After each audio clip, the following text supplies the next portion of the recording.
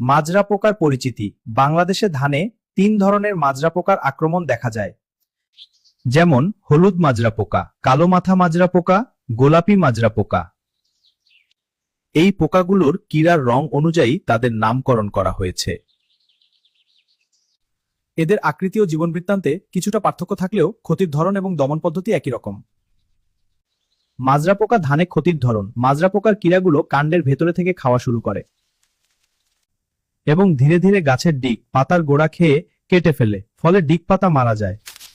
একে মরা ডিগ বা ডেড হার্ট বলে। মাজরা পোকার আক্রমণ হলে কাণ্ডের মধ্যে কিরা, তার খাওয়ার নিদর্শন ও মল পাওয়া যায়। কিন্তু এই হলো মাজরা পোকা। এরা কাণ্ডের ভিতরে ঢুকে খায়, যার ফলে বাইরের অংশ বিবর্ণ হয়ে যায় এবং কিরা বের হয়ে যাওয়ার ছিদ্র তৈরি হয়।